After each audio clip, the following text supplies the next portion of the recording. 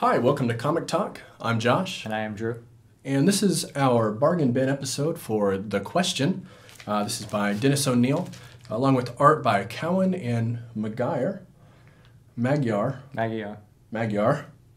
something like that. We're talking about issues 7 through 18. This is 11 issues. This is from the late 80s, is that right? 87? It started in 87. Started in 87, so like 87 and 88 here. You can pick this up. You should be able to get it in most bargain bins at a local comic shop or online for less than $2 an issue, give or take a little bit. So yeah, pretty much the cover price, which is like $1.50, $1.75. Mm-hmm. Yeah, and considering this is about 2 trades worth for about $20, it's a pretty damn good deal for a first run of a comic. Usually when you talk about a series, it's kind of a given that you're going to talk about at least the first 4 issues, because those are sort of the defining ones. You know, that's where all the big stuff happens, you know, is at the kickoff.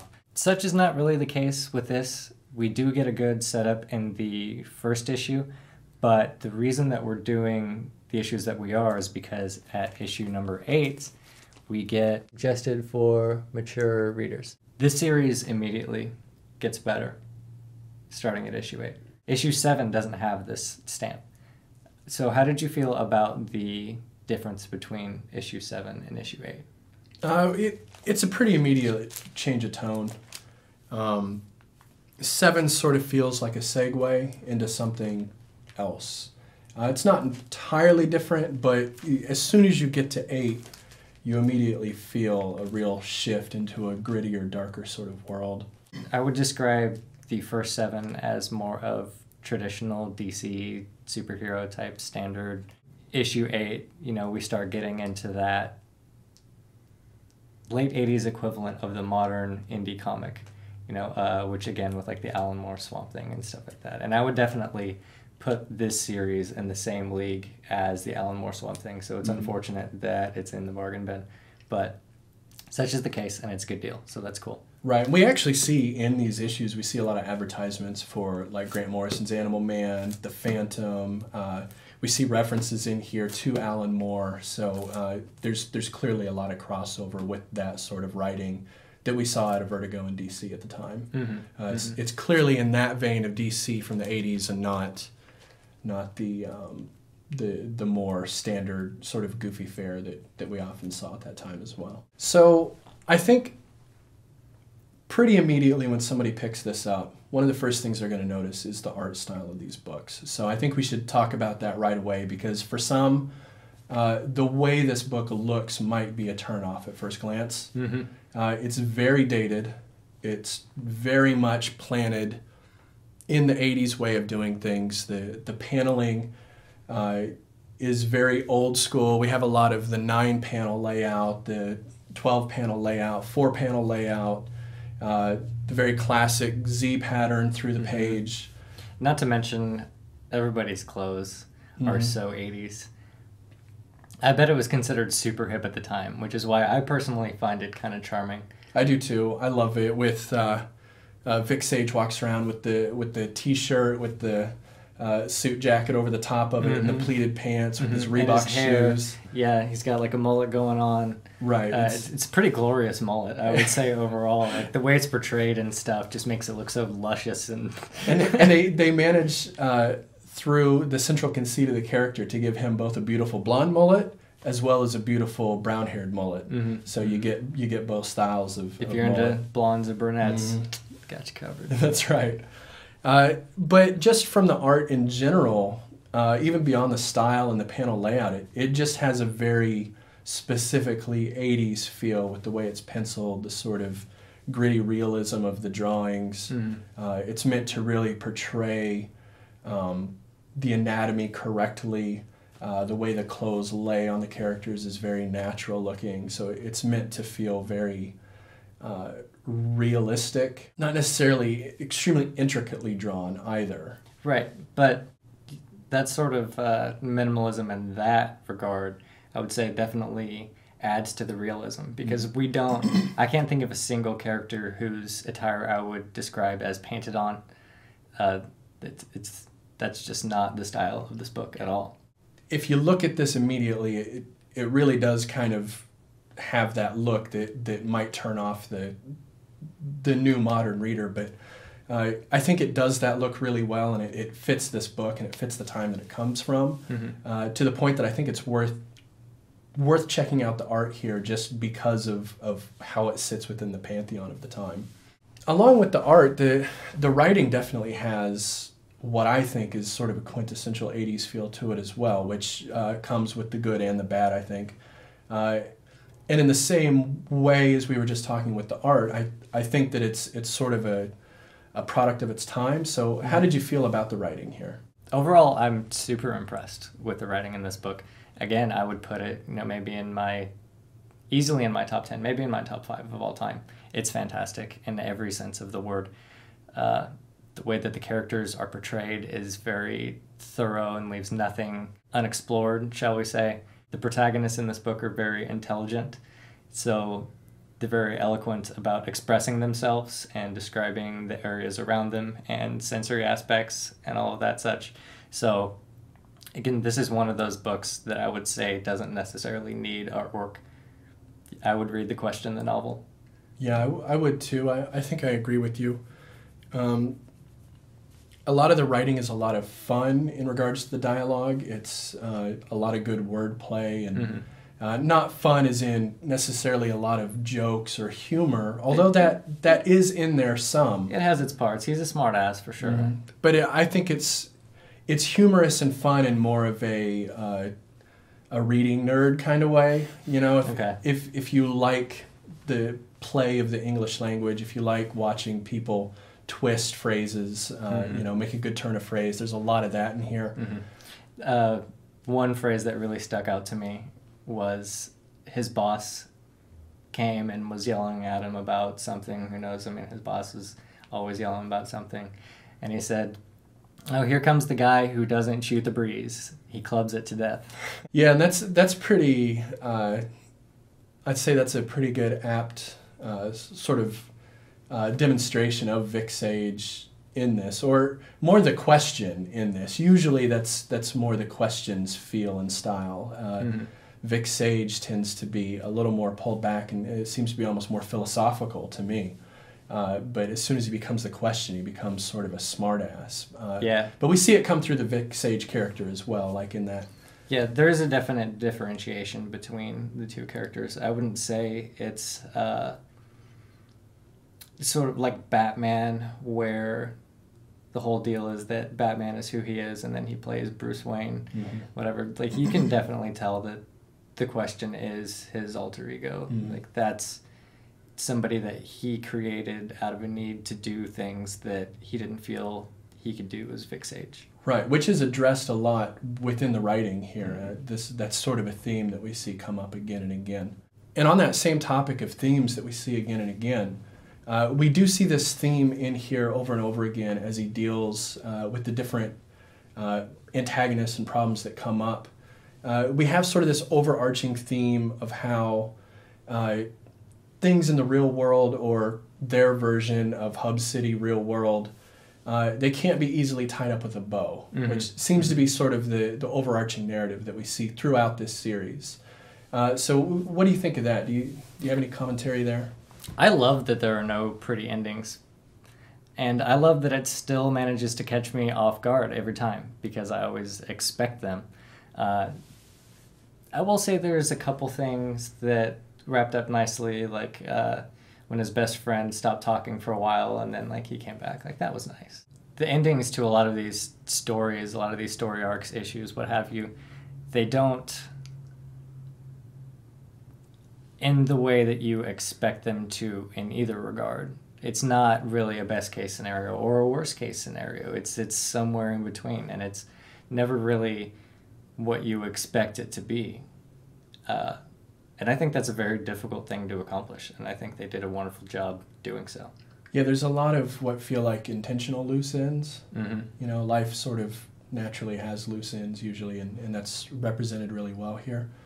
And we even see sort of small callbacks throughout the series to these loose ends that don't necessarily affect the later storylines, but we sort of see them come back, little bits and pieces here and there. They get referenced, or he uses them philosophically to sort of explain why he is the way he is, doing this thing because of how this last thing turned out. It's very intricately woven through there in a way that's really satisfying to read, I think. And I think a good example of that would probably be the Loomis McCarthy character. The racist private investigator. You just hate immediately. The shockingly racist private investigator. Yeah. Not just by 80s standards, but by any standards. This is a character that I'm surprised to see in a DC book. I would have been surprised to see this character in a book in the 50s, let alone in the late 80s. This is a character who every page throws around the N-bomb. Yeah, it's ridiculous. In a way, it accomplishes the goal of sort of making him the villain despite another villain, because he isn't the antagonist that the Question is necessarily going after. They're both actually working the same case, but he is the person that you, without a doubt, hate the most throughout the entire issue, and that never wavers at all. And then you get to the ending, and how the hell do you feel about life anymore? Right. Yeah, it manages to take this character that is almost comically hateful, that is so easy to hate, and yet manages to use that character in a way that becomes ambiguous by the end and makes you sort of uncomfortable with the way you feel about it by the end of the issue. You still don't like him by any means, and it doesn't do anything to justify him as a person at all. Right. It's hard to explain. You had to be there. And it's even directly discussed by the characters beyond that point. Like once this thing that we're not going to spoil occurs, they talk about it, and they have this same conversation that we're having about how these things aren't redeemable. They don't, it's still, they talk about how it's an ambiguous sort of wrap-up of the scenario they were in the same way that you feel when you're finished reading it. And it makes them just as uncomfortable as it makes you. Right, exactly. It's very deftly written. In fact, I would say all of the villains here that we go throughout this series are pretty deftly written and highlight sort of different aspects of this universe and the sort of problems that somebody on a street level like the Question is going to have to deal with, and sort of at varying levels and with sort of varying philosophies throughout this just 11 issue series that we're talking about here. Yeah. Up front, we should definitely talk about a couple more of the one-shots. So how did you feel about the man-baby person? Yeah, this character is probably the most comical that we get throughout. Yeah, it's definitely a kind of like clownish kind of. Right, we start getting into sort of Morrison-esque territory where it's sort of intentionally hard to believe as a character.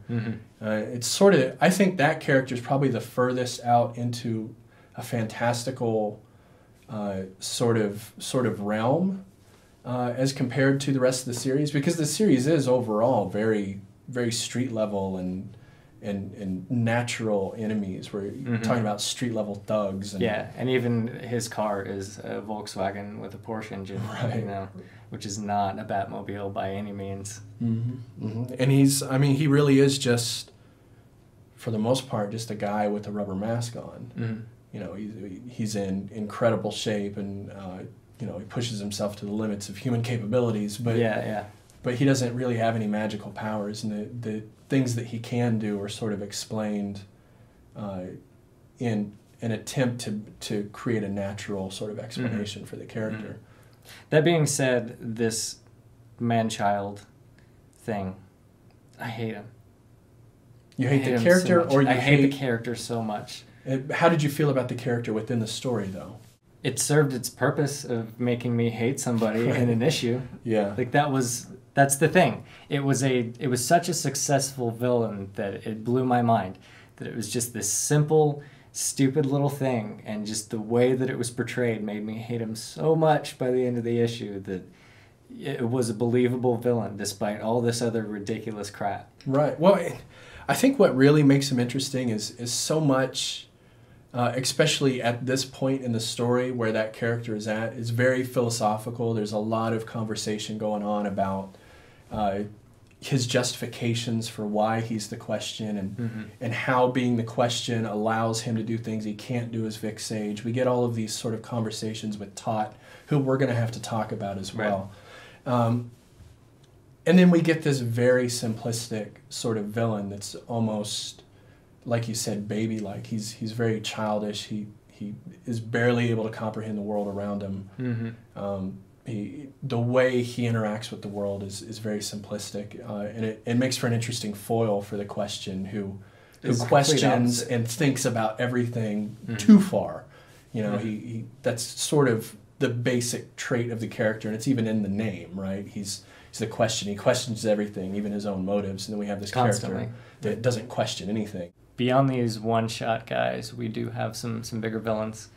The first one would be the particle accelerator fella, who I think is another one that ends up running the gamut, so to speak, from the absolute worst to perhaps the absolute best. Like, we don't know. There's a little ambiguity on that end, but there are reports.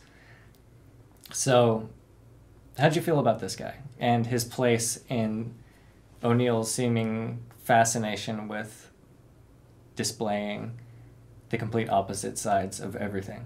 Right. So we're talking about Gomez here. Is Gomez. that right? Was that the name? Yeah. Honestly, this is a villain out of the series. This was the villain that I found myself being least invested in the villain itself. Through this arc, I really found myself more interested in the overall story, the setting that it was in, the Santa Prisca, I believe it was, the supporting cast of characters around the Question. So I don't really have a whole lot to say about that villain. I felt like he was just sort of set dressing for me. A device. Yeah. So to speak. Yeah, it's kind of strange because they gave him all the credentials of this awful fellow, and he goes into great detail about how many people he's killed and how great of a time he's had and how he tortures his poor father and is totally into it. But still, it's just sort of, it comes off as one of those on paper kind of deals still. Like, on paper, this is like the worst guy ever. And then after that, on paper, this is perhaps the best guy ever. I'm not sure if at this point he was experimenting with the whole dichotomy of what would become his later style. The next ones we had were the military guys. Right, yeah, okay, so we move into these sort of ultra right-wing, patriotic... the army's not hardcore enough for us. Right, sort of militiamen, beta squad, is that what they were called? So how'd you feel about these guys? Because these were maybe my personal favorite villain. I mean, I liked them. I liked the portrayal of different interpretations of their ideology within the group, maybe the best. I think that was the highlight of it for me. Right, because there's a good group dynamic that he plays with these characters. And then not to mention him just as himself. It's not really a big spoiler, but he gets buried up to his neck. That's the whole issue. It's on the cover. So, right. Yeah. So his sort of inner monologue and trips and conversations with scorpions and stuff, I think were really great. But that's sort of set aside from the villains. So. Right, which is what I was going to get to. I felt like, again, these... to say they're my favorite villains is more to say that the setup that these villains create is my favorite of the series. Having your lead character buried to his neck through an entire issue. I think more than that. I believe it's actually like 2, maybe even 2.5 issues. Like there's quite a long stretch where the Question is just buried. And there's no action. There's nothing exciting that happens from a physical standpoint. It seems almost as if O'Neill here, throughout most of this, until the very last arc that we talk about, is sort of intentionally not allowing himself to use like violence and brawn, as you say, to resolve conflicts. It almost seems like a very... And he's challenging himself. It's a very intentional challenge that he's given himself to make the question not somebody who solves problems by punching people in the face. All the time. Usually. Yeah. Right. He's not afraid to do so. But for me personally, this is why I like these characters so much, is just because what they allowed O'Neill to do through this section, which was a very ballsy move, I thought, having having a character just buried and just sort of trying to outwit these guys and trying to keep his sanity as well. It was pretty awesome. I can't even imagine trying to do like a Paul episode now. Like, so what happened this week? Well, our protagonist was buried up to his neck. Right. And that's all. Yeah, that's... So let's talk about the artwork. Well, it was a really nicely drawn ground. Yeah. His head was very consistent. Yeah, no face and a hat. Like, yeah, every panel. The amount of panels that's just the ground, his face, and a hat is insane. I'm sure the artist felt like he was getting his, a pretty good deal on that one. Yeah. You got the week off, the month off, rather. Yeah. Yeah, so the last set of villains that we had are probably the most humorous and maybe the most fun of the villains, and that's the Butch Cassidy and the Sundance Kid. Yeah, there are two of them. One of them is Butch Cassidy, and the other one is the Sundance Kid. Right, yeah. Right. And these are guys, they're from Seattle, I believe. Yeah, they're from Seattle. And they've just decided that they like Butch Cassidy and the Sundance Kid, and they want to sort of embody those characters, so they take on fake, Western accents and wear the spurs and the cowboy hats. Personas, really. Right. Yeah, and they become gun runners, and that's their deal.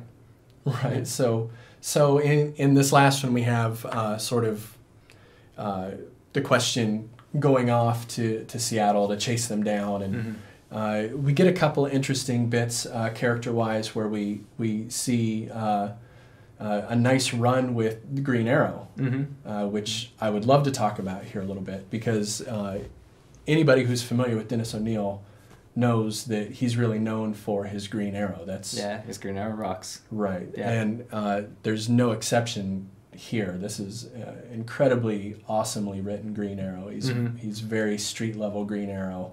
Yeah, and with that, most of the Green Arrow that we get is just him arguing with the question, which is amazing. Right. Because they're similar characters. There are things that set them apart, but we get into talks of philosophy and martial arts, the art of war. I mean, they really kind of like have it out intellectually, I would say. Throughout the issue, they just sort of battle intellectually with one another, trying to sort of outdo each other or show the other up. Yeah. So for me, I think this is the highlight, and this is why we decided to read to 18 in the first place, is because we wanted to get to this Green Arrow. Yeah, and also he reads Watchmen on the plane. Right, which is a really interesting sort of device. Like, he reads a DC comic in a DC comic. About a character that is based off of his initial Charlton Comics run. Right, which we should also talk about that just momentarily, because anybody who's familiar with Alan Moore's Rorschach character is going to be familiar with sort of the tone, but not the personality. And the philosophy, really. The Charlton Comics question was, again, the basis for Rorschach. And he had that very, damn it, I've forgotten her fucking name again. Ayn Rand. Yeah. Very Ayn Rand sort of ideology about him.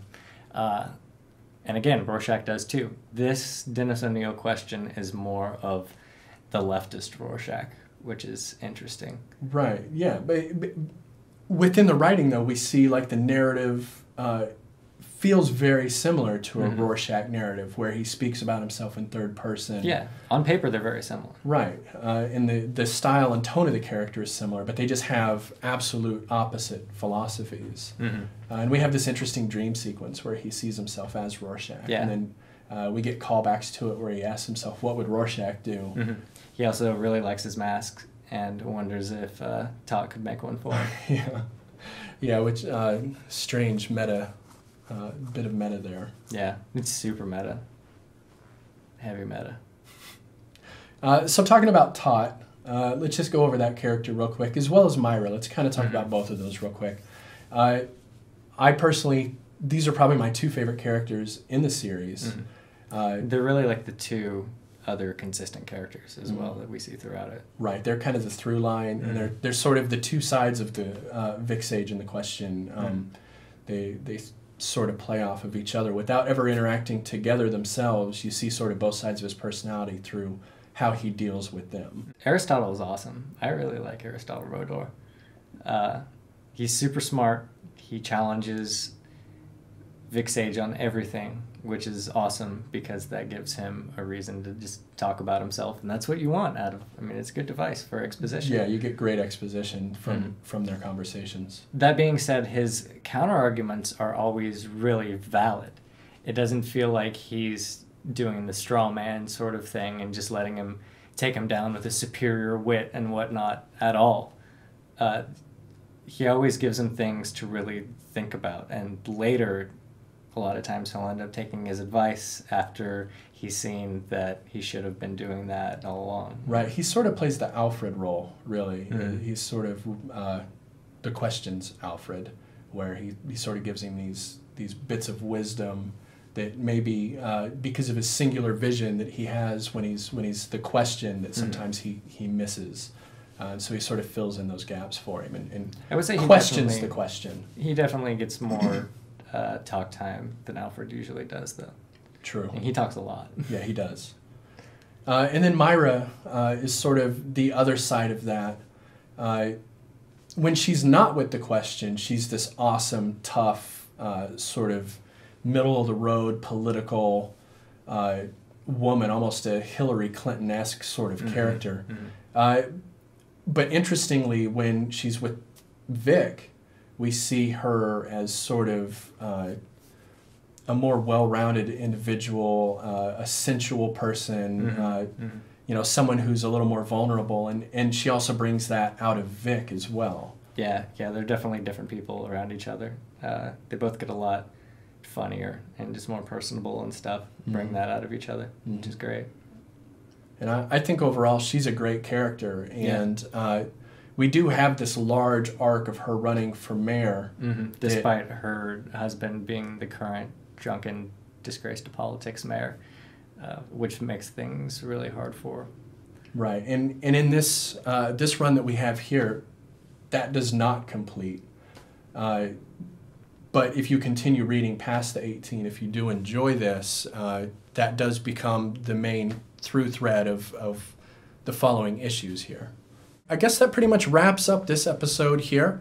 Again, we were talking about The Question by Dennis O'Neil from the late 80s. So you can check back with us on Wednesday, and we'll have another Pull List review episode. And then next week, you can check back with us where we're going to talk about the monthly Pull List review. We'll actually talk about what we intend to keep reading, what we're thinking about dropping, if there's anything new we want to check out. So you can check back with us for that. It might get ugly. It could get ugly this month. Could. Very well. Other than that, just go ahead and comment down below. If you have any questions or concerns about The Question, feel free to speak about it. Hit the arrows down there, the thumbs and things, all that kind of stuff. Obligatory Twitter and Facebook, I'll have them down there below as well. And if you're not subscribed, you should probably do that, or else you'll miss all the cool stuff we talk about. All right.